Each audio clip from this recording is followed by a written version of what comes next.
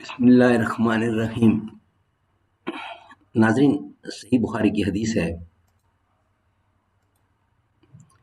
6005، صحیح بخاری 6005، حدیث نبی صلی اللہ علیہ وآلہ وسلم قال النبی صلی اللہ علیہ وسلم الدعاء مخ العبادہ، دعا عبادت کا مغز ہے۔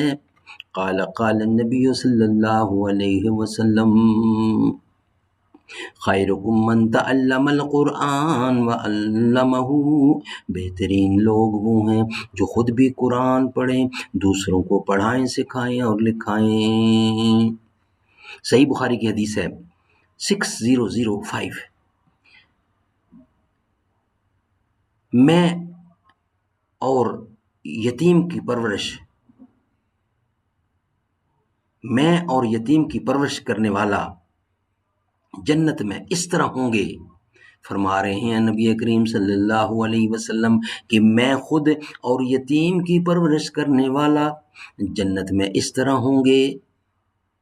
اور آپ نے شہادت اور درمیانی انگلیوں کے اشارے سے قرب کو بتلایا، شہادت کی انگلی اور دوسری انگلیوں کو اس طرح کھڑا کر کے بتایا کہ ہم اتنے قریب ہوں گے، میں اور یتیم کی پرورش کرنے والا۔ سبحان اللہ، یہ تھی صحیح بخاری کی حدیث 6005۔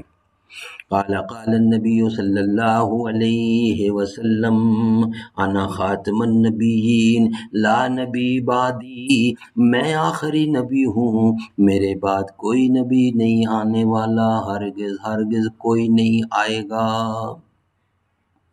زباں پر مومنوں کے جب بھی ذکر تاجدار آئے تو اس کے بعد لازم ہے کہ ذکر چار یار آئے۔ ابو بکر و عمر عثمان و حیدر جب بھی باغباں ہوں تو پھر کیوں کرنا باغ مصطفیٰ میں ایک بہار آئے۔ رب صلی وسلم دائماً ابدا علی حبیبک خیر خلق کل یمین۔